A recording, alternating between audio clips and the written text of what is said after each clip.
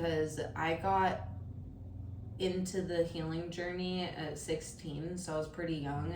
I didn't really get to go through the phase of like going out to clubs or going to parties and drinking with my friends and stuff, you know? So I didn't really get like the experience of alcohol, but I grew up like seeing it in movies and then seeing like my parents drink and really craving that experience, you know? You were craving it. I still sometimes I'm like, when I see other people drink, I'm like, I'm glad I didn't get that experience. Yeah. But I'm sometimes reminiscent on it, like how cool, like how cool would it be to have those memories, like as a story to tell, you know? But I have a different story to tell. That's you fine, do have you a know? different story because you know, coming from personal experience, I would say you're not missing out.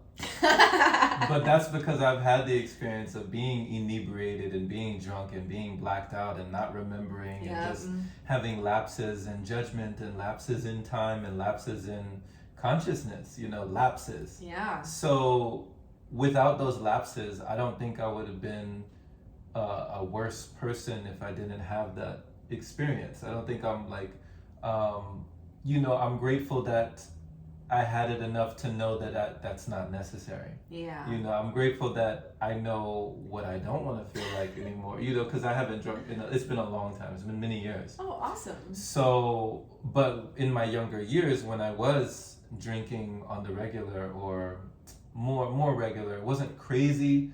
I guess I knew my limit, but no, it definitely wasn't healthy. I mean, there were all sorts of different problems that were going on in my body, and the universe had my back, Gwen, because there were times where if I had turned left without turning right, I could have been out of here. Oh, you know, yeah. like I was very irresponsible, let me put it that way. And I'm glad that I didn't cause harm to anybody else's life, and I didn't cause harm to my life in a more life-threatening way, a permanent way that could have not been reversible. So I got very lucky in the instances where I was just out and about, just, you know, I was outside. Yeah. You know, I I was know out what here. you mean. Yeah. So. Well, I'm glad that you're here. Yes. Like, glad that nothing else happened back then. You know. So I feel you when you say like, okay, I haven't had this experience. I wonder, was I missing out? You know, we have that FOMO for different things. Like, oh, am I missing out on all these experiences? People look like they're having fun. They look like they're having such a great time. I had to relearn when I was going roller skating again without alcohol, that I could have fun without alcohol. You know, so when you see me doing stuff, you see me at the rink. Like, it used to be that I was only courageous enough or had confidence enough with the liquid courage. No. When I let that go, there was a whole process of coming into my own. You know, your own authenticity, your own. No, I get what you mean. Yeah. Well, that's what.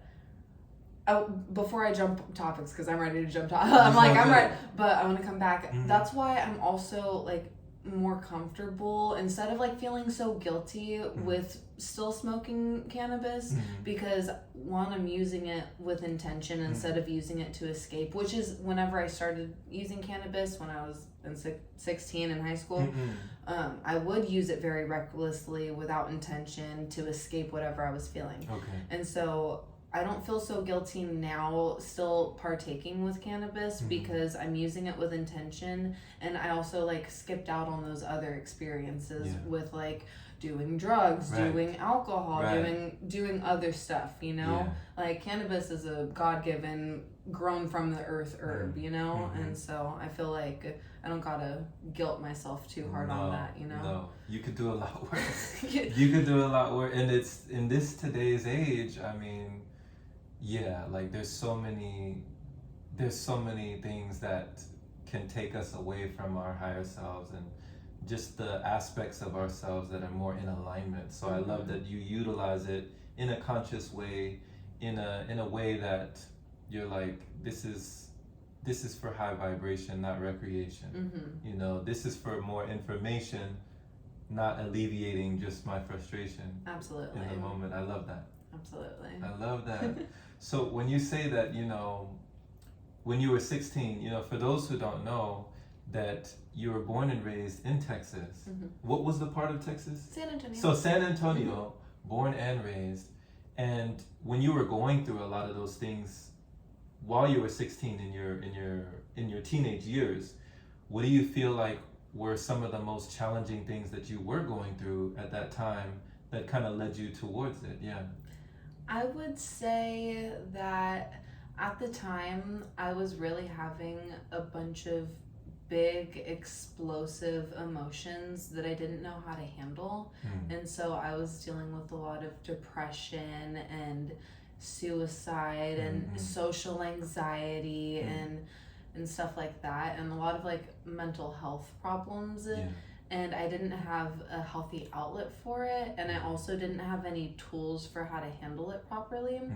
And so it was very easy for me to turn to weed at the time, to just escape everything, to fall asleep easy, to get really hungry, because I would have like a really bad appetite. I wouldn't get hungry, and so I would just use it to try to solve every problem instead of actually connect with it and connect with myself. You know, I was using it to escape myself and escape my life.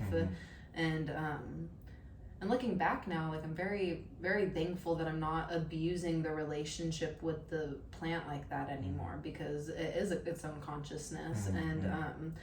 And I think about that often too, because you hear weed sung about and rapped about a lot. For sure. And that does really reflect like there is a lower vibrational consciousness to the plant that people do connect with without the intention. And so I'm very grateful for the growth that I've gone through to be able to connect with the plant as its own consciousness, to also expand my consciousness instead of like running away, you know? Because creatively, what do you feel like it also allows you to do that you feel like you not couldn't do before, but that you can do more? I feel like the purpose of it, how I intentionally use it, is just to amplify what's already inside of me. And so back then, I didn't even realize it, but back then it was amplifying what was already inside of me, which was a lot of negativity and a lot of wanting to escape and a lot of misery. And so now what it amplifies is like whatever work that I'm doing, which is a lot of creative work and helping other people and helping the community and helping people reconnect with themselves, and also just expanding whatever fun is in my life, you know. And so it's just a different intentional use that really gets to play off of what's already there, you know. Expansion, enhancing, empowering. Yeah. Yeah, I love it. You know, when you were talking, Gwendolyn, about the loss of appetite, I felt this when they had me on pharmaceuticals they told me I had ADHD, so attention deficit hyperactivity disorder. So from the ages of, like from 6 years old, from first grade, I was on pharmaceuticals all the way to 11th grade. Oh, wow, okay. And I didn't feel like myself. I felt like a zombie. I had a lack of appetite. I was on Ritalin, I was on Adderall, I was on Strattera, I was on Concerta. I was on things for depression as well as things for, you know, hyperactivity. So I didn't feel like myself. So when you talk about, you know, feeling those feelings and then sometimes being numb and not even feeling your feelings, what do you feel like, you know, for yourself, what during those times, what allowed you to break through? Like what allowed you to see the light at the end of the tunnel during those times in darkness? Well, I didn't have as long of a period as you did on pharmaceuticals like that. Okay, so you were as well. But I was on antidepressants for probably a year or two, right before I got sick with my gallbladder. Okay. And so what had happened was they really do just numb you, you know, like they put you in a zombie like state, like you're out of your body, out of your mind. For sure. Like, and it honestly kind of makes me sad because one of my little brothers is on the ADHD medication, and so I'm like, but what had happened was it was really more of like a soul calling, because I was really in the thick of it, in the thick of all the emotions, having all of the problems, the fighting with my family, the like feeling lost, the wanting to leave Earth, you know, and it really was my soul and my body getting sick, and that changed the whole trajectory of my life.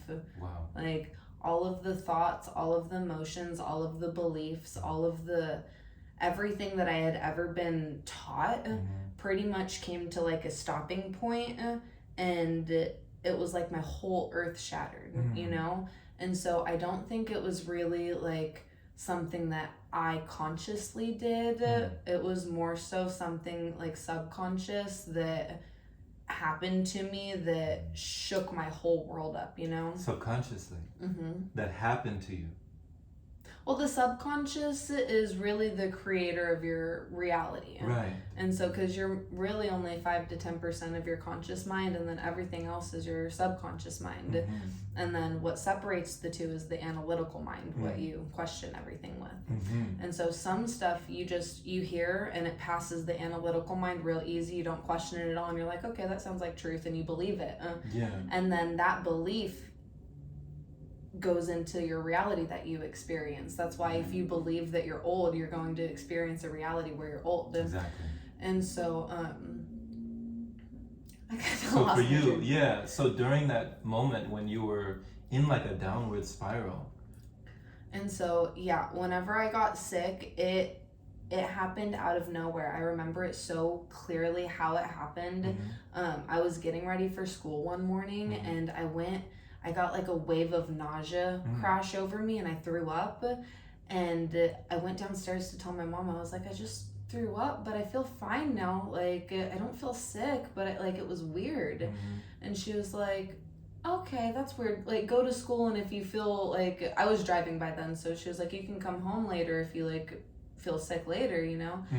And then nothing happened, and then it kept going every single day after that. I just would wake up nauseous, would throw up, and then be fine for the rest of the day, but it would get more and more intense to the point where I couldn't eat anything. Oh, geez. I couldn't drink any water. Dang. The smell of food was making me sick. Like, okay. And even like I would be interrupting all of my classes because I would have to run out to the bathroom so often to go throw up, you know? Man, geez. And so it got to the point where that's when I medically withdrew, and then I started going to the doctors a bunch, and they couldn't figure it out either.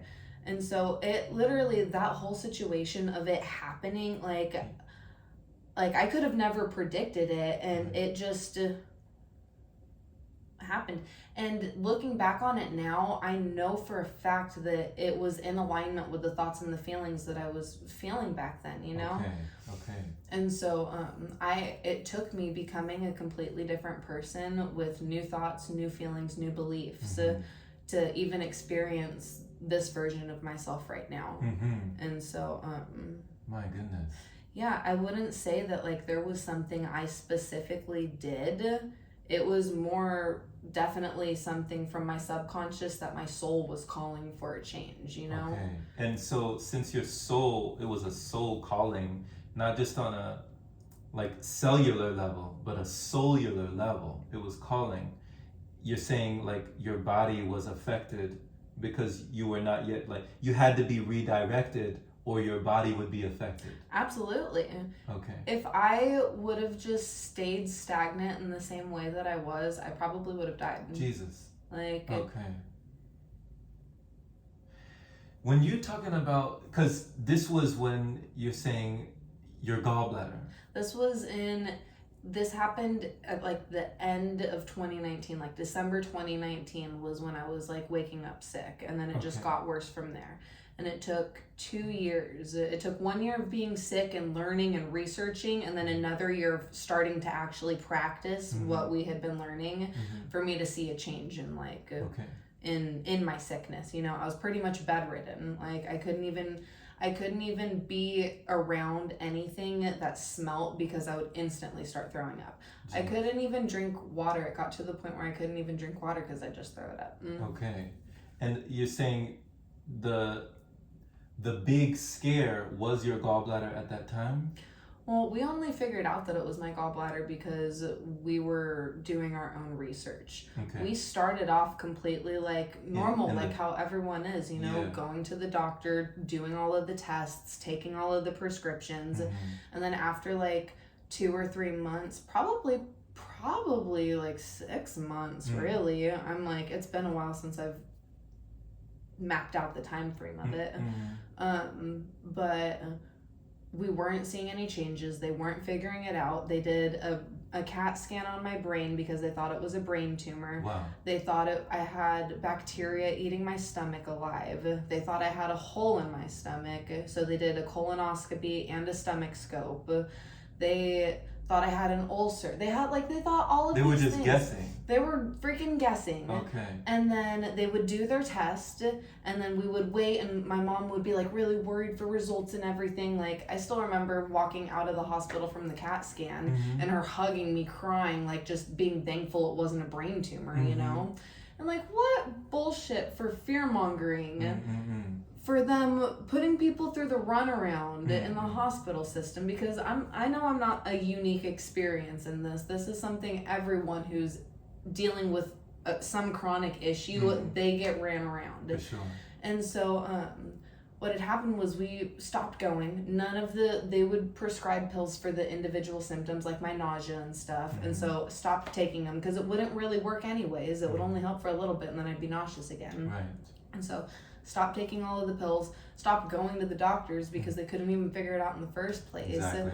We started researching, and then I started doing like some juice cleanses and fasting and then meditation, and that's what led us to Joe and everything else, and that's what really sparked like my path of healing, you know? Man, that sparked everything. That was like and that was what it sparked all of the tools and the knowledge and the resources that I was crying for help with when I was 16 before I got sick and before that, because whenever I was depressed and suicidal and anxious and all of these things with my mental health, I wanted to change so bad and I just didn't have the tools. And so me getting sick gave me the time, gave me the resources, gave me the focus to be able to learn everything that I needed to do to heal my mind by healing my body.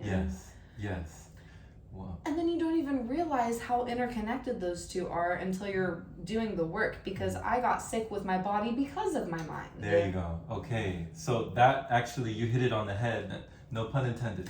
No pun intended. You hit it on the head because, you know, for one thing, I have so many questions just going off of that. Like, thank you just for your testimony and just for your vulnerability and your openness of sharing your story. Because I know that there's people that, I mean, if they haven't gone through this specific situation, they might have gone through something like this, and they've gone to the medical system, they put their trust and their faith in the medical system, and they've been, you know, let down by the medical system. No, absolutely. So taken advantage of by the medical system. Exactly. So what do you feel like you know now about your body, specifically the gallbladder, that you feel most people take for granted or don't even realize? I feel like it's not even just specifically my gallbladder. I feel like your brain and your heart are the most underrated. The brain and the heart. Teachings for the body, because you know, you think like I think Joe Dispenza's story is such a good example for that, because you know, he got hit from a Bronco truck from behind while riding a bicycle in a marathon, and his spine shattered, and so you'd think that like, okay, that's like ruined for life, you know, there's no medical he can go get the Harrington rod surgery and you're still not going to be able to walk for the rest of your life. But then you're able to rebuild your spine bones in your mind and direct your body. And that's a direct communication with your subconscious, because something else that Joe says is you have an innate being inside of you that keeps your heart pumping, that keeps you, like, you don't have to tell yourself to breathe. I mean, you can become conscious aware of your breath, but it's automatic. It's automatic. You don't have to tell your heart to pump its blood. You don't have to tell your cells to go do its jobs, you know? And so you have an innate being inside of you, and I believe that like that's your subconscious mind that's like running everything, you know? Yes. But I also believe that that's like your direct connection to God, source, creator, you know? And so like that's like your soul connection. Wow. And so the subconscious is the connection to source. That's like just been coming in my mind lately. It's been very persistent, like a very direct communication to me. Yeah, I love that, Gwen. I love that perception, and I love that perspective for the collective, like for us to understand how close we are to source, that we're never alone. Yeah. You know, for sure. Even when you're in a room alone, literally you can never be. I was just thinking about that the other day. Like, you are never alone. You're always being observed. Like, even if it's just your higher self observing you, you're always being observed. Yes, yes. And so that's why like a lot of people feel really uncomfortable with themselves, and so they'll rush into getting into relationships, or they'll stay in friendships or stuff that's like not in alignment with them anymore. True. And I'm like, I'm pretty comfortable being by myself, you know? Like, you can have solace in your solitude. Absolutely. In your silence. Yeah. You know, without all the violence, you know, you can be in your silence. Yeah. So, you know, when you have those moments, for anybody who's never been to the point where they do have suicidal ideations, where they feel like they just don't want to be here anymore, during those moments, did you feel like you were alone? Did you not feel like you were protected? So actually, first off, you're not your thoughts. And so a lot of the thoughts that come into our heads, we accept them like they're our own, and we identify with them. And so I think personally, for me, that there's a technology called the voice of God technology, where beings and businesses and corporations and people who have ulterior motives that can use that technology to implant thoughts into either one person's mind or a group of people's minds. Whoa. And so, like a hive mind. Yeah. The voice of God. The voice of God technology. Okay, wow. And so I feel like they use that technology on kids in schools. That are like susceptible. Yes. Okay. And so, because I wasn't the only kid in my school dealing with these problems, like these mental health issues are so common now. It's like every other person has them, you know? And so I feel like these technologies are being used to mass implant thoughts into even adults' head. It doesn't have to be, it's just people who are susceptible to the frequency. They get these thoughts implanted into their heads, and then they accept it as if it's their own. Whoa. And it doesn't even have to be like a person. It can be a being. There are high vibrational beings and there are low vibrational beings, and those low vibrational beings want to feed off of your low vibrational energy, and so they'll put thoughts into your head that they know are going to get a reaction from you, and then they eat that food. You're feeding them that food. Wow. This is like part of their diet. No, it is, absolutely. But that's also one of the reasons that we're here, is to help them out, because if we change our energy, their diet changes. Like, we're giving them a buffet of negativity right now. Whoa. And they're feeding off of that. But if we change the buffet that's available to them, they have no choice but to change their energy, you know? Or they'll starve without it, I guess. Exactly. Okay. But I don't really think that we're here to, like, you know, a lot of people think that, oh, we need to, like, destroy evil and darkness and, like, escape the darkness and shine all of the light to where there's no darkness available. But I really think that it's not like that. We're here to uplift, and darkness serves its purpose, you know? Sure. But we're here to, like, help heal that too, you know? Like, there shouldn't be any separation or, like, like these dark beings, there is no separation There's from no us, division. you know? Okay. If that was me struggling in the darkness, I would want to be helped instead of like Right. cast away and like freaking killed and like, Yeah. you know? And so like Okay. dismissed. So instead of like exiling and ostracizing and like putting things over there, you're saying there's no separation. We need to bring unity consciousness. Yeah. Like bring it back into letting go of the division to let in all dimensions, Mm-hmm. bringing it back into oneness. Do you know who Mateus De Stefano is? Tell me. He has a couple shows on Gaia. Do you know what Gaia is? I've heard of Gaia. Okay, yeah. Mm-hmm. And I feel like you would enjoy his teachings a lot because he talks a lot about that too, and I feel like he has a lot more experience on that as well. And so Mateus De Stefano, he has the show, a good starting show, it's called Initiation. Okay. And so that one is, I feel like you'd really enjoy that. Thanks for that plug. You're welcome. Thanks for dropping that recommendation. Initiation, Mateo. And I like how you're very pointed when you make points. I'm an expressive person. You use your body, you use your body to express what your mind wants to say. Yeah. It's very, you're very, with it. And I can understand, like, even if I was like hard of hearing, I could feel you, I could feel your energy, I could read what you're saying with your body, and you make your point. So speaking of the body, meeting you at the skating rink, meeting your mother Ashley, meeting Kenneth, meeting your father, meeting you, just the family, and just seeing just how lovely you are, just your countenance, your demeanor, your personality, that you bring wherever you go. It rings off of you. Your energy really sings. It really rings in the rink, in the roller rink, and we can feel it. People can feel it, and I never would have ever known that you had been in these states of very, very intense depression, or even, like you said, at one point you had reached 200 pounds, So when you said before you got to juicing, before you got to fasting, before you got to the level of detachment where you were letting these things go, what was your relationship with food? Like, what was your relationship with consumption on that level?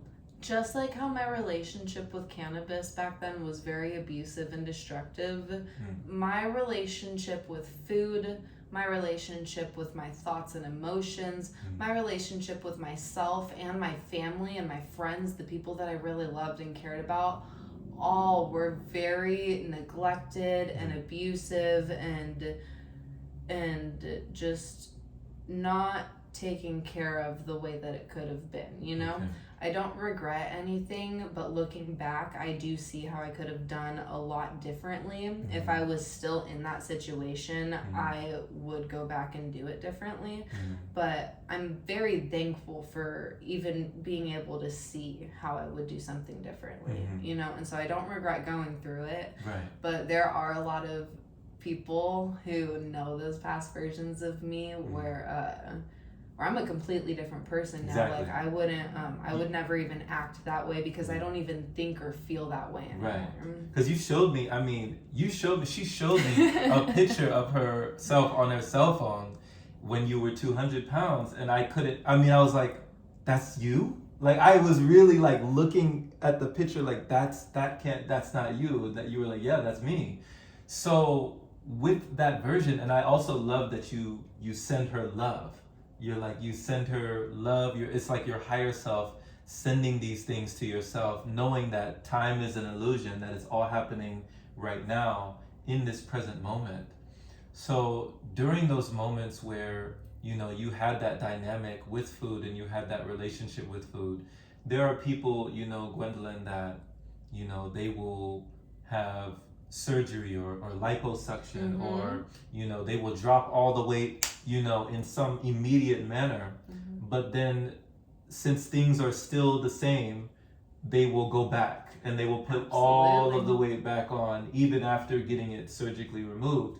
What do you feel that you have within you that would never allow you to go back, like that would never allow you to return to the lessons you learned? Well, I would say that the reason that it was so abusive in my use of food or cannabis or anything really is because personally I was using it to escape from whatever I was experiencing. Okay. And so food was a good escape from whatever feelings I was feeling. Food was a good escape and distraction from the thoughts that I was feeling or whatever I was experiencing in my reality that I just wished wasn't happening, you know? And so at the same time, I didn't have the tools or the knowledge available to me to stop running away from the problem and to go inward to myself. And so I feel like people experiencing that are just, they're not doomed, you know? But the reason that they go back to it after they get the surgery removed is because they haven't made a change from running away from whatever they're trying to run away from. And so, like,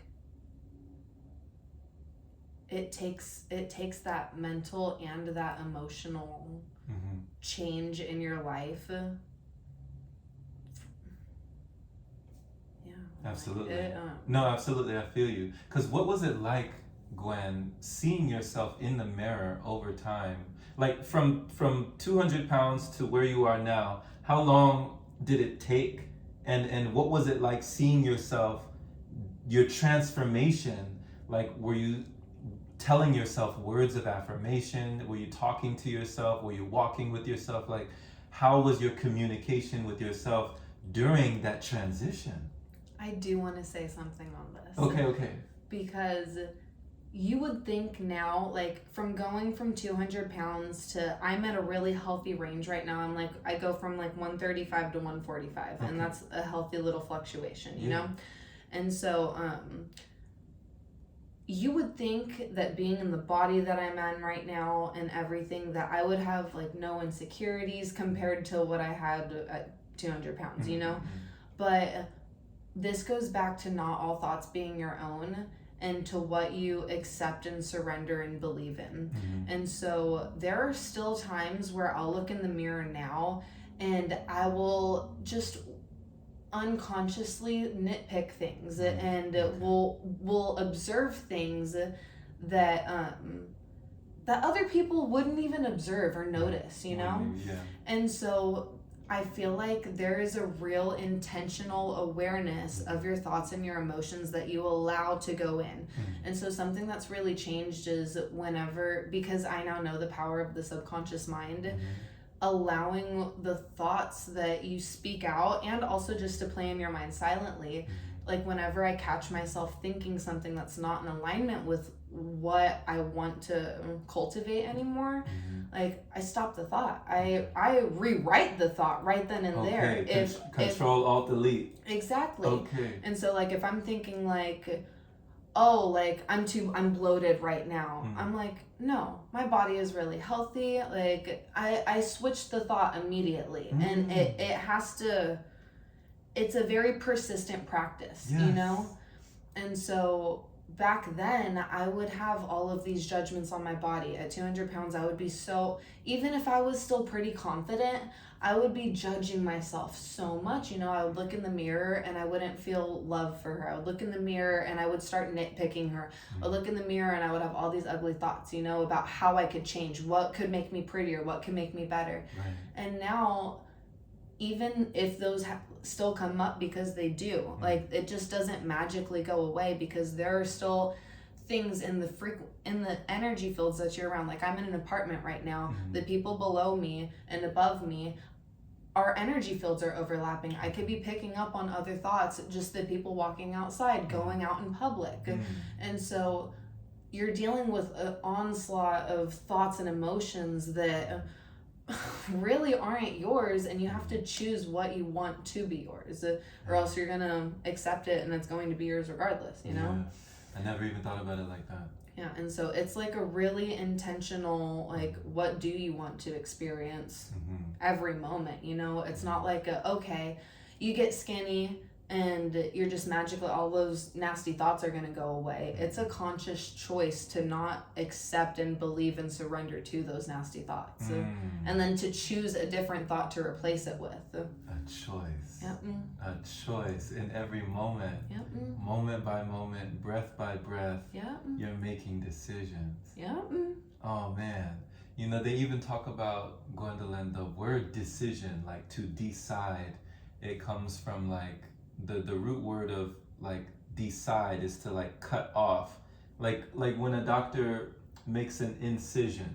Okay. They're cutting into something, they make an incision. So to make a decision, you're like cutting off something to now have something else. You're like, no, we're not gonna do this.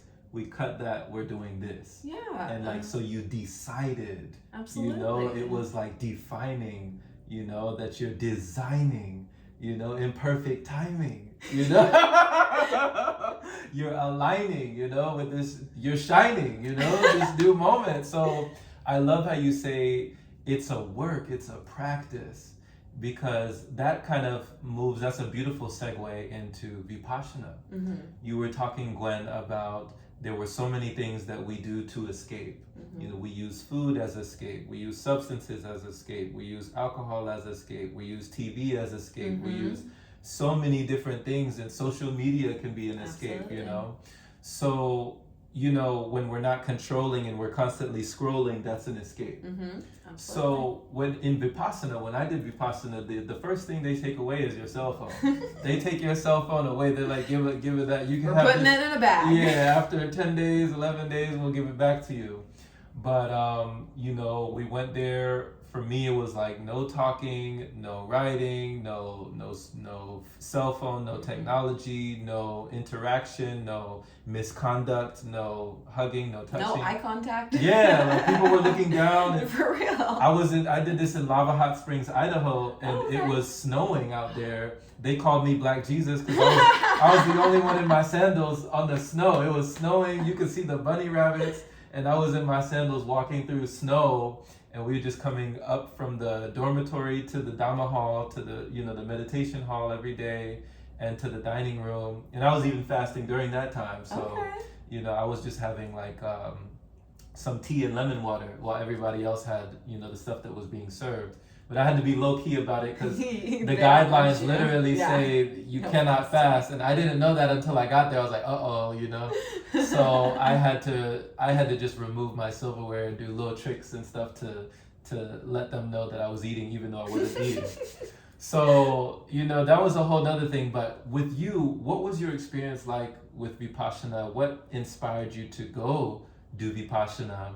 You know, where did you do it? Like, can you just tell us about that experience? Okay, so we did Vipassana in Hawaii. Oh, wow, okay. And one, that was beautiful. Okay. Getting to experience doing Vipassana in Hawaii, like when it's beautiful outside, you know? And so what had happened was my mom, we're friends with this guy named Peter Maxwell Slattery. He has... Actually, these are some of his books. The Book of Shiji. You would really enjoy this book too. Okay. Actually, you should. Should take it. Okay, cool. And appreciate you. You'll enjoy that book. Thank you. And he has a couple courses too, and my mom and I will randomly like go book readings with him because he'll like connect to your spirit guides and stuff. And which he teaches you how to do yourself too. Like it's not like only he can do it. Like you have the power within you to do it yourself. But he has a really cool story too. Like he just is really connected, you know. And he had told my mom about Vipassana and recommended that she try it out. And so my mom went and found it online and found that there was one in Hawaii, not really close to us, literally down the street from us. Wow. Literally, like it was like a 5-minute drive. Wow. And they didn't have their own physical location, so they were renting like a Adventist church camp, and so it was literally like a campground. And then they had another location across the island, like an hour away, that was on a Boy Scout campground. Okay. But we went to the one that was like literally right down the street from our house. Yeah. And I didn't know nothing about what Vipassana was at all. Okay. And so my mom found it. She signed us both up for it. And she was like, Gwen, you want to do this with me? I was like, sure. And you didn't know what you were in for? And she sent me the info, and I purposefully didn't look at it. And she tried telling me about it, and I was like, no, I'll find out when I get there. I don't want to know. Like, whatever. And all I knew was that it was 10 days, and like that it was a bunch of meditating. You know, like and so we get there.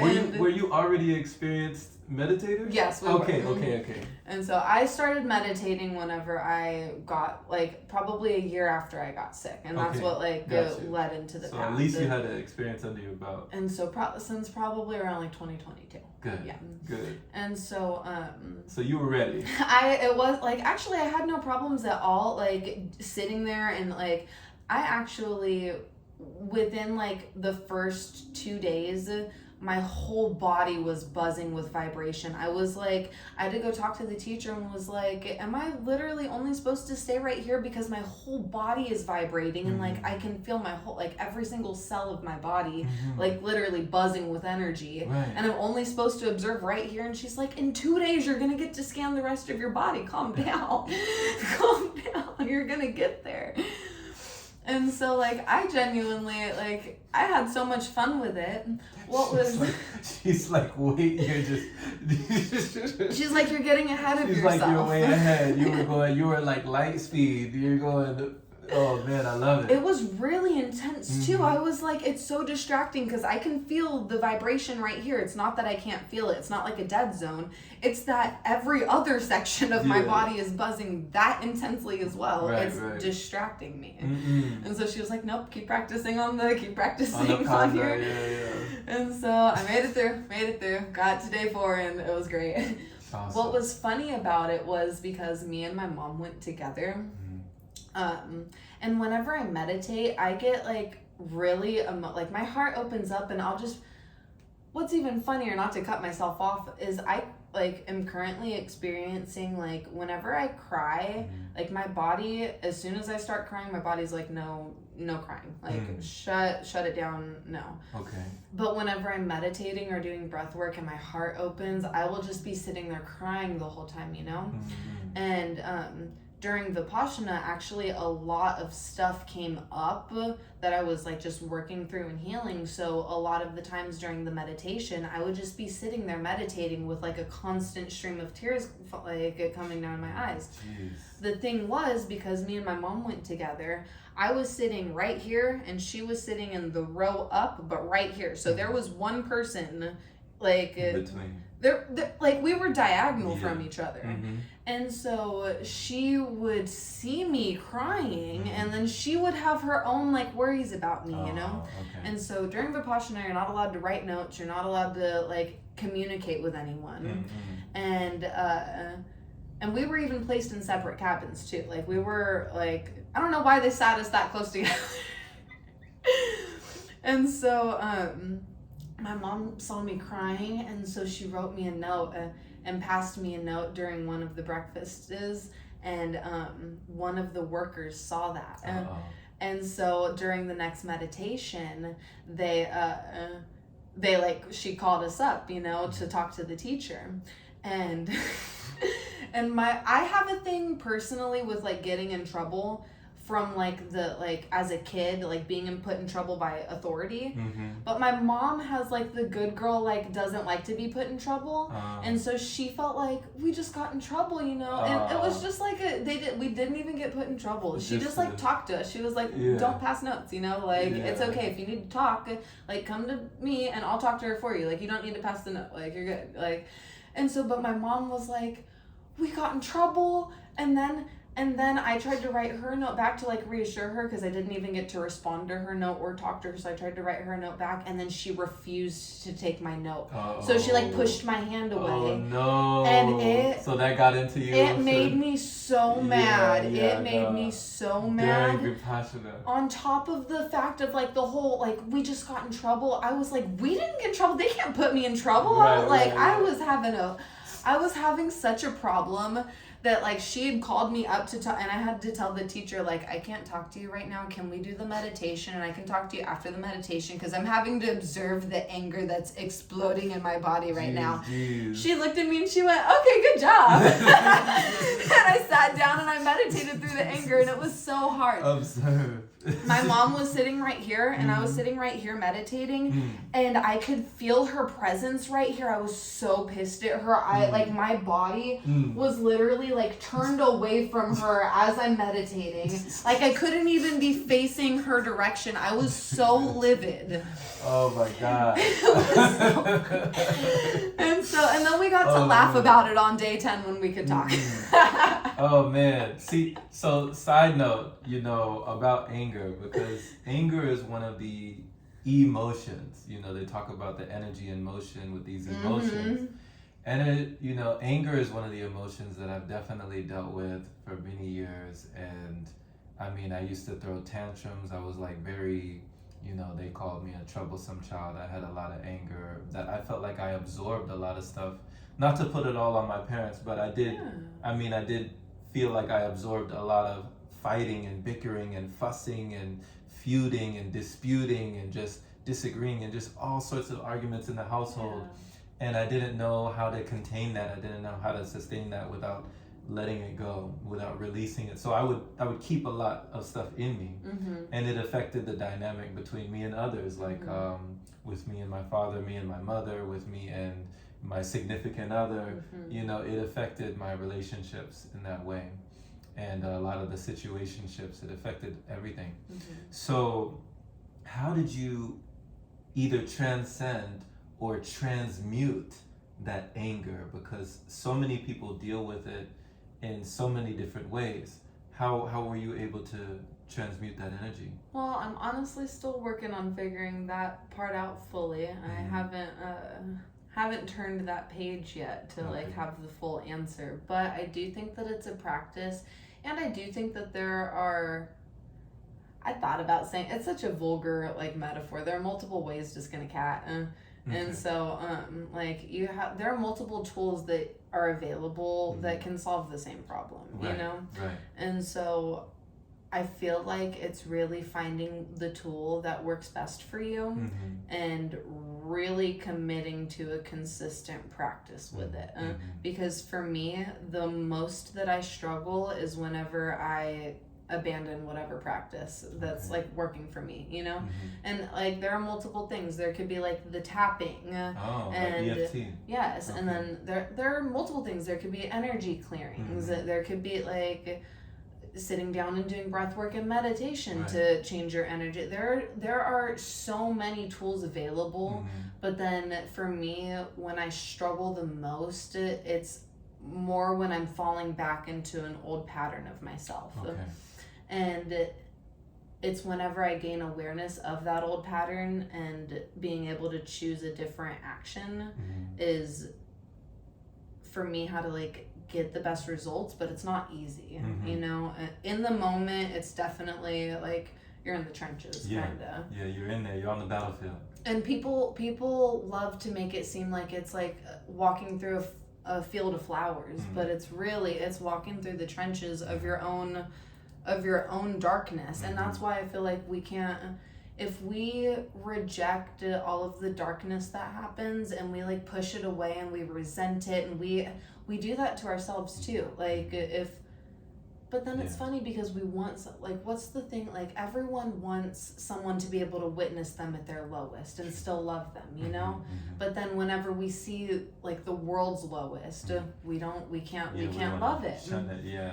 And so like if I really want that love for myself, I have to give it to myself, but then I also have to give it to other people too, you know? Great point. And then I feel like also like people want to stop wars, you know, like all of the wars and everything that's happening in the world right now, but then they can't even stop warring with themselves and their family. Like you can't stop fighting with your parents and your brothers and your best friend, but then you want countries to stop fighting with each other. You want the elites to stop, like... That's the message, That's a big one. They say, you've heard this before, I'm sure, Gwen, like they say, if you think that you're enlightened, go and spend a week with your family. Yeah. go hang with your family. Yes. If you think you've arrived and you've come to this point of like, this great illumination and you have all this information, or go spend a week with your family. Well, it's easy to not get triggered if you're not in triggering situations. Boom, big time.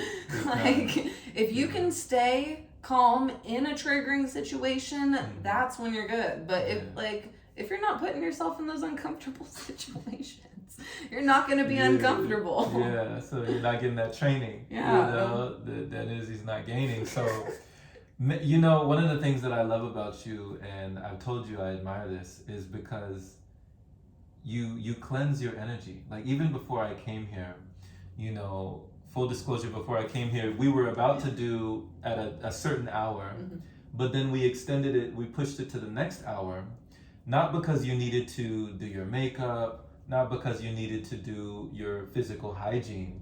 You needed to work on your energy hygiene. Absolutely. You needed to cleanse your energy. So can you just briefly touch on that? Like, what are the things that you actually do, Gwen, to work on your energetic hygiene, and why is that more important to be energetically hygienic versus even just physically, or just the way that you smell, the way that you look? Like, why do you feel like your energy is so important in every situation?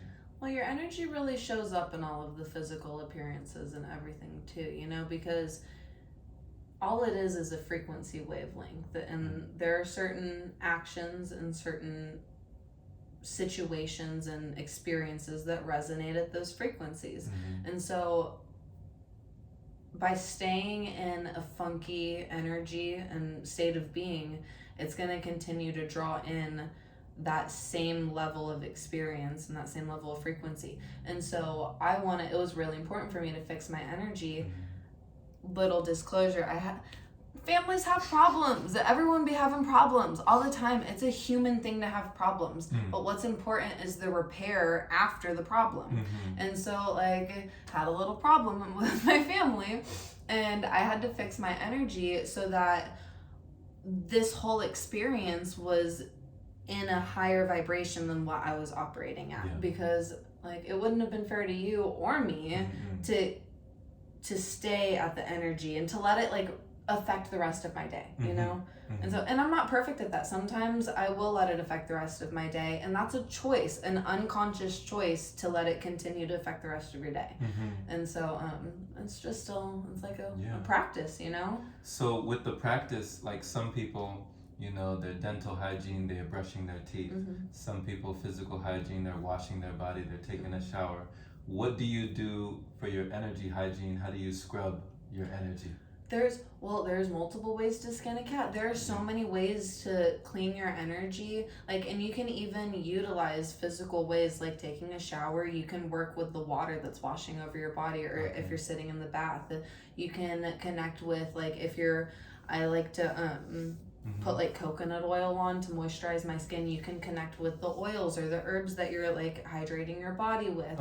You could if you have a routine, it's all about the intention that you have, and you can just continue building off of that intention. Instead of just washing your face, you can wash your face and thank your body for the healing and the love and the experience that you get to have, and being able to go smile at other people and be whatever. You can be really creative with it too. You're in the shower washing your body, thanking it for healing and letting you go out and have all of these fun experiences, being able to walk around, or being able to read a book, being able to do all of these things, being able to sit here and talk to someone. Just being able. Exactly, being able. Yeah. And so I feel like the intention is the most important part, regardless of whatever tool that you use, because you can turn any activity into a meditation pretty much, as long as you're intentional about it.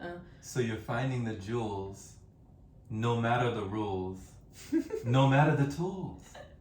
And you make it look cool. Come on. This is like school. She's teaching. You're not just preaching, you're reaching. Well, I love it.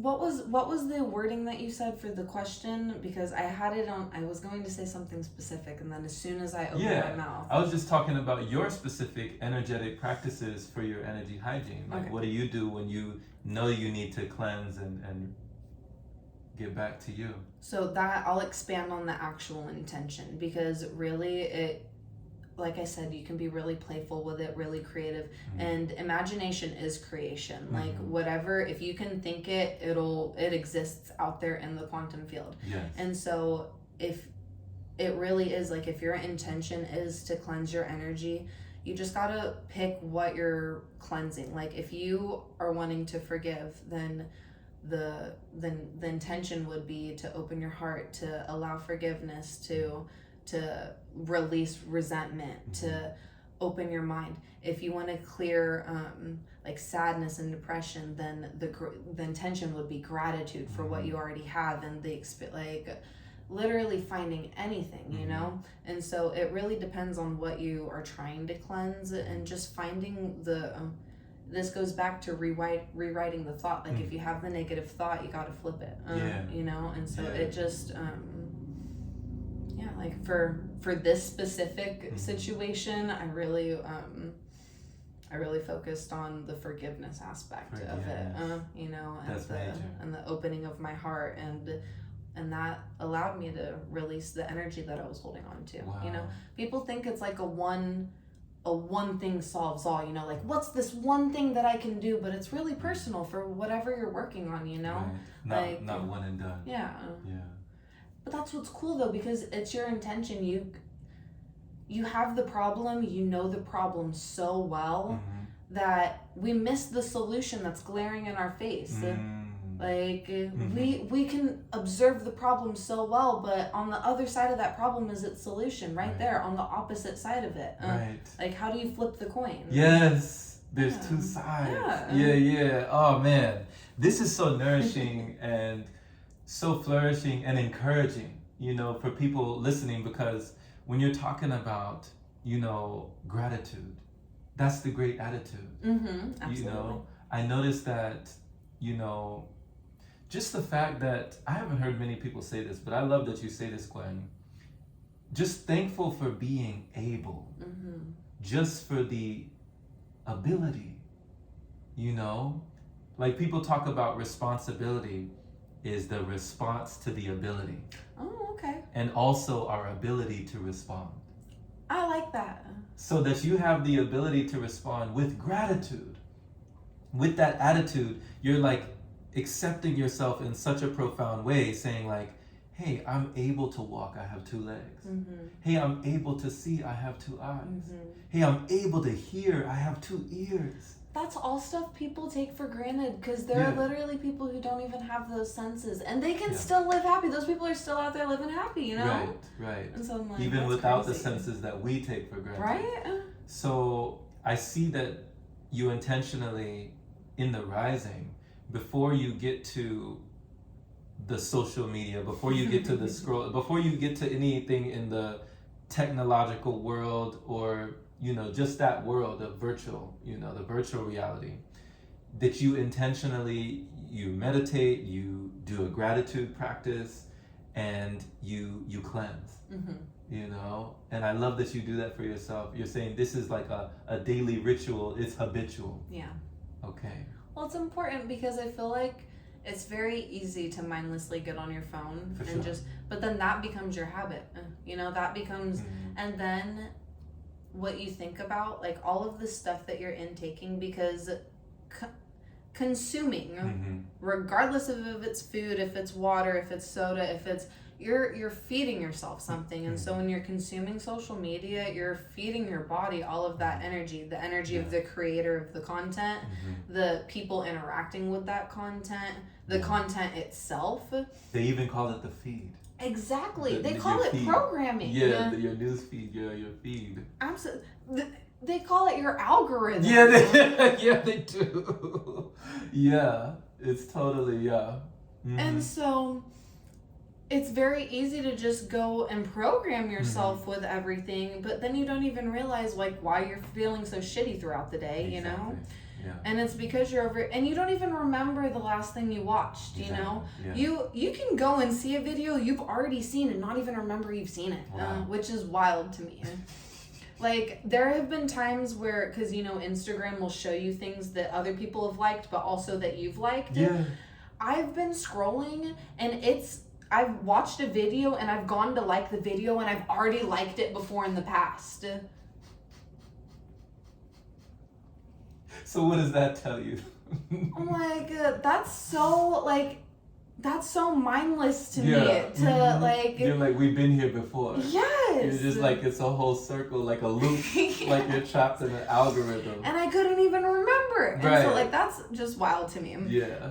I've had, you know, this is on another tip, and not to be conspiracy theorist, but please do. but I've had conversations with people, and whether it be in the physical like this or even just over the phone, and then after the conversation I will see an advertisement for something we were talking about, and I'm like, wait a minute, like, were they listening? Like, how did... That's happened for things that you just think in your head. That's crazy, though. That's crazy. Like, it's no, it's a very similar technology to that voice of God voice technology. Of God? Okay. They can put thoughts in, but you also send your thoughts out. So we're like transceivers. Yes. We transmit and receive. It's all in your energy field. That's why, like, telepathy and stuff, that's why whenever you're really synced up and connected with a person, it's like you can read their mind, you know? Right. And you're like, I know what you're thinking. Right. And you look at them and you're like, you think what I'm thinking? It's literally all in your energy field. Okay. That's why even there are, like, even ideas from the quantum field, like, I'm pretty sure even Nikola Tesla would talk about this. Okay. Or maybe it was Michael Jordan. I'm pretty sure it was Michael Jordan. He said, I have to go write this down or else Prince is going to steal this idea. You're talking about Michael Jackson. Michael Jackson. Yeah, sorry. I got you. I'm like, I'm so out of touch with celebrities No worries. and stuff. I'm like, I genuinely... Yeah. It goes right over my head. So he was like, so Michael Jackson said, I need to write this down, otherwise Prince is going to steal my idea, because you're saying he knew about that quantum field? Yes, it's all in the quantum field, and it's all, like, just like how we're pretty much our own little walking quantum fields around. So there's, like, the main quantum field, but then we're also our own, like, individual quantum fields. And so our whole, like, they call it aura, they call it your energy field, they call it a bunch of different things, but it pretty much resonates your thoughts, your emotions and your beliefs. Okay. And so that's why, like, when you meet someone, you can tell, like, oh, we have that connection, you know, because it's all in the energy field. The soul resonance. And that's why it's also, like, if you're, like, in an apartment or something, like, your frequency will pick up and overlap with other people too. Or even just, like, out in public, going to the mall, going to the store, going wherever, you know. Because, Gwendolyn, you talk about opening the heart. You know, you talked about your heart several times. You spoke about, and you know, they talk about the anahata, the heart chakra. But when some people talk about the toroidal fields, like the heart field, the torus field of the heart, is this on a different spectrum or a different level than these energy fields that you're talking about that are going out from this is okay? It's the same. The same. It's the same. It's the same. So for people who don't really understand a lot about these fields, and they're like, oh, are these thoughts really my thoughts, or am I being affected by this person who's living next door to me? About, like, is there a distance, like, from person to person that these fields are going out and overlapping? Is there, like, a maximum or minimum distance? You know, I genuinely don't, like, we're on a multidimensional reality right now. I don't think that it's one or the other. I do think that distance does play an effect, but at the same time, there is no distance. There's no distance. Like... Okay. So if you're even in the same apartment complex as somebody who's having very dark thoughts, you're being affected. Yes and no. You can be affected if you choose to allow that to affect you. It's a choice. Or you can affect that person. Your energy can radiate at such a high frequency that it drowns out that lower vibration, and it changes that person's energy without them even realizing why. Okay. And so, but that would be different. The difference is the intention of the person, because someone could be next door having the worst thoughts and energy of their life, you know, like going through the trenches, struggling. And I can either let it affect my energy and be really like just open and unintentional and like have no protection or awareness of my own energy. Or I can shield myself and not be affected by that person at all and cut off my energy from them instead of taking on their energy. Or I could still protect myself, but then even give a little bit of love and give it a little bit of positive energy to them as well. Not in a way where it's going to drain my energy, where it's like an energy vampire, but realizing that there is no difference from that person and yourself, and they deserve love just as much as you deserve love when you're struggling.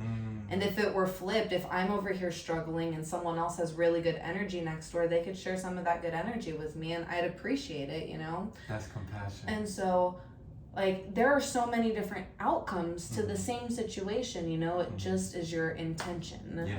And so I like the distance of it could affect you, but it all is based off of your intention of what you're trying to experience, you know? I love that answer. Just that thank you for that beautiful breakdown. Of course. And just the eloquent explanation of like this vibration, like for any situation in any location, you know?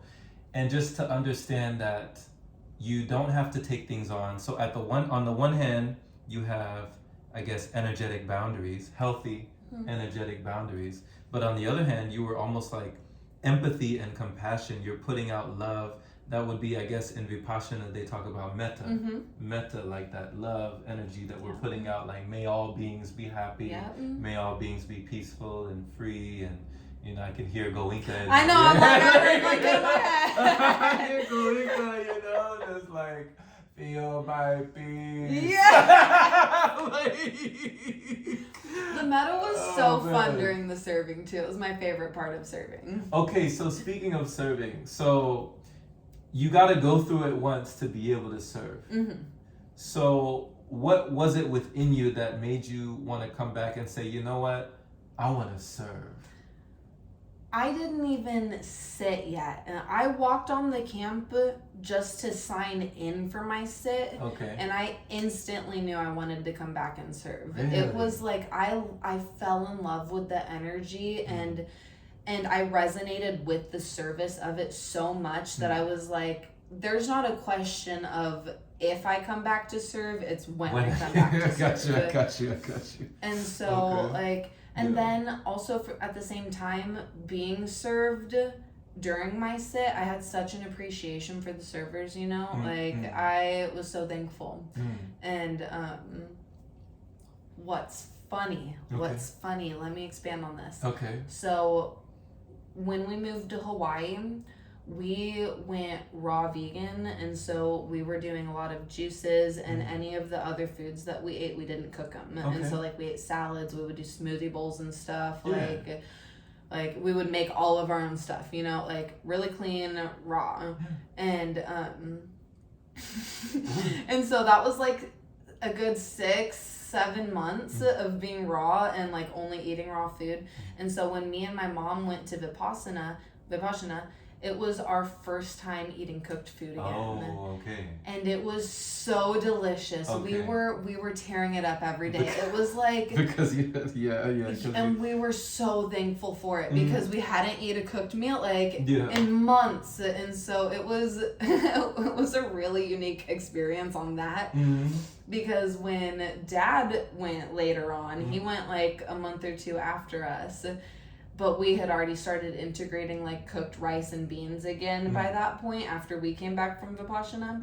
And so when he went, he didn't get that same experience of being like, because he had already had a little bit of cooked food. So he didn't have that like, oh, this food is so delicious. The like, taste, the texture, the flavor, you savor, just like, Like me and my mom tore up every meal. It was so good. I'm sure. What an experience. So on top of the meditative experience, you just had like, I mean, your palate was just permeating with just all of the, I mean, I'm sure all of the spices, all of the flavors, It was so just awesome. in abundance. So, because they do throw down. They do throw down at the Vipassana. I watched them. I mean, I seen the dishes they were bringing out, even though I didn't have them. I saw what everybody else was eating. I was like, man, y'all eating good. No, they do. Y'all eating good out here. Yeah. So, oh man, Anisha. Stop again. Yeah, changing. So, since you said, Gwen, you're no stranger to meditation, even before you did a 10-day sit for 10 hours a day for 10 days in a row, you were already immersed within meditation, and it's from your mom. Is your mom the one that immersed you? Yeah. Well, whenever I got sick, we both got into it all together. You started at the same time. Nice. So as a unit, as a family. Awesome. So with these videos, your mother showed me at the skating rink. Oh, the ones of the... yes. Okay, the orbs. The orbs. Yep. I will be honest. The first time I heard your father, Ken, say orbs, I didn't know what he was talking about. I was like, okay. He was like, yeah, we captured these orbs. When I saw it, I was like, whoa, these are, and one of them, there were so many going on that it looked like it was snowing. There was so many on the screen. So can you talk to people like, what are these orbs that you've captured on video? How did you capture them? And how would you describe them? Like, what is this consciousness? Okay, so I guess let me answer what orbs are and then about how we caught them. Yeah. Orbs are pretty much like we have a physical body in this reality, but there are other beings who aren't in this physical reality that still are existing and observing. And have you ever, like, we have an energetic body and we produce light, and just like how our food and everything else produces a light and emits a frequency, so do these beings, regardless if they're high vibrational or low vibrational. And so whenever we were experiencing all of these orbs, we were in Hawaii and we were doing a lot of meditation and breath work, and it would be me, my mom, and grandma, and then sometimes Kenny too. Kenny was on and off. Okay. But we always had 3 people meditating at a time. You held it down. No, we did. And we would wake up really early at we would wake up at 3:30, go stargaze for a while outside and look at the UFOs and stuff. And then we would come in and we would meditate around 4. And that's between 3 and 4 is a really powerful time, because everyone else around you is in a frequency of being asleep. And so that brain wave of everyone being asleep is just a really powerful time, And so we were connecting and doing a lot of it was just a lot of energy in the house, And so we didn't get fear or low vibrational feelings whenever we felt the energy. And so I don't really think it was low vibrational beings. We felt it was really high vibrational beings. They're curious, it seemed like it. And either there to assist or observe or but not there to harm. And what happens is, because they're operating at a different frequency than we're operating, they have to change their frequency wavelength. They kind of have to lower their frequency a little bit to get down in the density of the 3D. Okay. And for that to show up, it's just it's like a glimpse of their light body. Just it's a tiny it's little. like a glimpse, Okay. Because it takes a lot more energy for them to lower their frequency, and a lot more intention, a lot more conscious attention to do that, to show up in this reality physically. Almost like they're honoring what's going on there. Absolutely. Okay. And so so you're raising your frequency to make it easier for them. They're lowering. Absolutely. Okay. Absolutely. And so at the time as well, we were doing all of this intense meditation for the healing of my little brother, who he has vaccine damage. His name is Vinny. And so on top of it, all these beings, we feel we're an assistance with his healing as well, coming to assist with his healing. Nice. And so how we captured it was, we have outside, we had the cameras that were infrared at night, and then also inside the ring cameras, which when the lights are off, the ring cameras turn infrared. And so we have videos on the ring cameras and on the outside cameras. And for the outside cameras, it would be so many like orbs and beings that we would think it was bugs, or we would think that it was like snow or rain or whatever. And we would go outside and it would be no weather, no bugs, no nothing. Like it would show us going out to record, like we're standing outside and there's nothing there and the orbs are still there. Wow. And so that was like irrefutable evidence, like looking you in the face. Absolutely. Of like extraterrestrial, galactic, like these dimensional beings. Yeah. Well, and you can feel the energy too. Like you can feel that you're not alone. And we have videos of them like moving the doors, opening the doors, moving, like my Venice had like little toys and balls and stuff, so they would like move like his bouncy balls and like stuff like that. It would be like, we would always be like, what? Like, look at what they did this time. Look at what they did this time. I love your excitement, Gwendolyn, because what some people would place fear. Absolutely. And they would place things like, oh, this is paranormal, this is supernatural, this is out there, this is like, some people would say demonic. Absolutely. Some people would say, oh, these are spirits, these are apparitions, these are things that are of negative. I love how you came with a positive and just a curious and inner child nature of, look what they did this time, like, Well, it's all a consent, because all, like, what those people who have those thoughts don't even realize is that, one, those beings are there regardless. Like, there are low vibrational beings wanting to feed off of your energy regardless. And two, if you're having those thoughts, you're instantly attracting that to you. And so even if it wasn't that to begin with, by you having those thoughts, you're consenting and allowing and choosing for that to be the next experience anyways, even if it wasn't like that the first time. Whoa. And so it's almost like an agreement, like a pact. Absolutely. It's a contract. Oh, wow. Absolutely. That you're making. Mm-hmm. It's a self-fulfilling prophecy. If you're having that fear, it's already happened in your body, because your body can't tell the difference between something that's happened out in the physical reality and an experience that's happening in your inner world.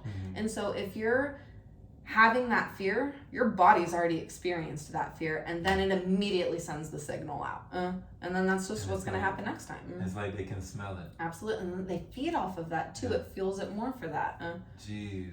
So you're welcoming the experience that is unwanted, because you're projecting the perception that is unwanted. Ain't that messed up? It's a double-edged sword. It's like such a catch-22. It's like you're afraid of what you don't want, but in that fear, you're attracting. Yes. So I love that you, Gwen, you don't label it. The things that people who live in that fear, they label these things and they immediately say, oh, this is a demon, oh, this is a negative spirit, this is demonic, or oh, this is paranormal, I don't like that. You don't put those types of labels on these things that people don't understand, like the zone of the unknown.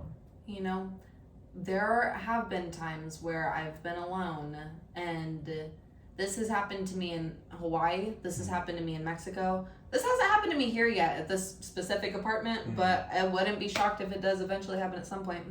There are times when you get that, like your body will naturally pick up on that energy, and if it's a low vibrational being, you'll be able to feel it, And when that happens to me, naturally, I'm sure for everyone, the first instinct is fear. Like you feel it in your body and you're like, what's this? And like the sensation comes up, and then your body makes the judgment, and then you're like, I don't like this. Like, what's going on? But to me, whenever that happens, how I and this has been really easy for me to do personally, just because of the belief that I have on darkness and all of that. And so when a low vibrational being comes to me, either in my thoughts, very specifically, whenever I'm doing a clearing or connecting, or if I feel their energy in whatever space, I don't fear it or reject it or like tell it to go away. Like, you're not allowed to be here, like you need to get out. I get really curious why it came to me, but then also I know that it's here for a reason, and so what I do is I send it love, and then, you know, there's a lot of like connecting with your spirit guides. You know, people like to be like, okay, like I'm Pleiadian, I'm Orion, like all of these things. Arcturian. Yes, exactly. And those are all real. I'm like not discrediting any of that, but I feel like I personally like to skip the whole like individual different sectors, and I like to personally work straight with source. And so any low vibrational being I personally send love to, and then instead of like sending it away, or like I just send it back to source so that it can get the love that it really needs, and then it can move on, and then the energy will go away, you know. You send it back to source. Wow, of course, because there's no need to be fearful of it.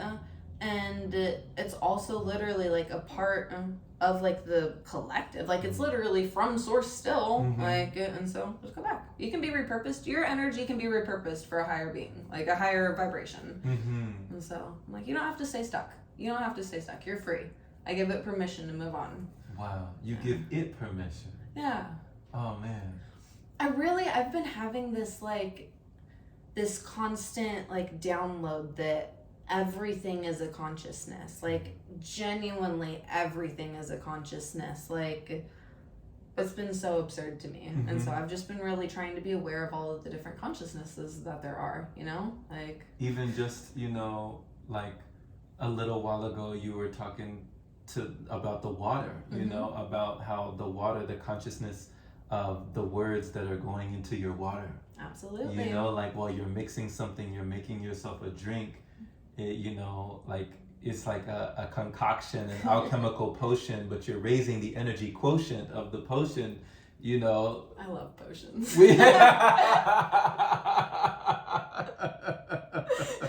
That's like a childhood, like, yeah. I mean, it's like you even got Harry Potter over here. I used to read Harry Potter. I've read all of the. This is just I told you I want to reread it so I can tab up my books, and so I'm like I've read. So working with it, you know, but that energy it struck me that I don't know a whole lot of people that I can talk to like this around this part, these parts in Texas, that talk about, oh yeah, I'm restructuring my water. Yeah. Or like, yeah, we just put a lot of intention into the water, into the liquid. Like we just structured it with good intentions. Like you don't really hear a whole lot of that, but it's refreshing. You know, it's very refreshing, and yeah, it's very expressing. It's we're not suppressing, and it's never depressing when you can look at things like that. Yeah. You know, that everything has a purpose, everything has a role to play, and you're like all flow and no force. Send the being back to source. Yeah. You know, of course, go back to source. You know, everything takes its course. Yeah, I love this. I love this too. Thank you for serving. Like, thank you for showing up. Thank you for your testimony. Thank you for giving a message. Like, thank you for just being a testament. Of course, thank you for having me. Yeah, like this has been awesome because I've learned so much just in our dialogue. Like even before we started talking, I was like, okay, we're already in here. This is already taken off. Like you're so vibrant and you just have so much electricity moving through you and grooving through you. I feel like your cup runneth over. You can't, like you have to like allow it to be expressed. It can't be contained. I want to make this a point real fast for anyone watching, because it's so crazy for me to hear this, like being told this from someone else, because, you know, like when we're in our own heads, how we have all of these, like, we don't even realize that all of these like judgments about ourselves, like all of these like, oh my, like how do people perceive me, you know? And so I would have never guessed that you perceive me this way, you know? Like, and so this is refreshing, but also like we be in our own heads too much. Yeah, we do. Too much. Yeah. And so I'm like, thank you. Yeah, of course. Absolutely. This has been a pleasure. So, you know, if anybody wanted to, I guess, get in touch with you, get in tune with you, or just to see more of what you're about, or if you have any services, any offerings, or just anything that you could offer somebody. Is there a certain place that they could go to receive that? We are working on getting the spiritual aspect of our teachings and everything built up. Cool. And so we do have our website is called innerflameministries.com. Innerflameministries.com. Yep. Like your inner flame of your soul. Yeah. And then we also help people learn their constitutional rights, and so that would be statenationalsrock.com. Okay. And so yeah, we'll be expanding on the spiritual stuff a lot more in these upcoming months. So that's been like our shifting point, turning focus, because we've spent the past couple of years building up all of the constitutional stuff and all of that. You've laid the foundation. Yeah. And so now we're shifting our focus to put all of our knowledge and like experience into actual help for the community. The application of information. And then even I'll be starting to make videos here soon. I have 2 accounts, but I just don't. One of them, along with the inner flame, we also are going to be starting to sell like high vibrationally infused cannabis for people to use as a tool to heal themselves, and also like teach them how to use it spiritually over recreationally. Gotcha. And also like the religious and spiritual right, because a lot of people are put in jail when they're not harming anyone for smoking weed, you know? Yeah, I got arrested for that. I got put in jail for that years ago. So. And so you have a constitution, it's constitutionally protected. And so that's another thing, like kind of combining the constitutional aspect with the spiritual aspect. We have like some paperwork put together for the like the legal aspect of people utilizing the plant spiritually and religiously, you know? Very useful. And so you're covering all bases. Yep. Nice. And so that's also on the inner flame, but it's just been a whole thing with the website platform wanting to actually get those products up there, you know? And so all of like the education and stuff is on there, but we're working on getting those next. Innerflameministries.com. Awesome. So looking forward to more expansion. Yes, and I feel like this cannot be the only episode that we do. We gotta do more conversations. We've only scratched the surface. I know, I was like, this is scratching the surface, for sure. But this is a wonderful beginning. Yes, it is. I've had a lot of fun. Yeah, likewise. This has been a good conversation. So much love. Thank you for listening. And I hope you got a lot out of this. Definitely, I trust that you enjoyed. And enjoy the rest of your day, the rest of your time. Much love. Namaste. Have a blessed rest of your day.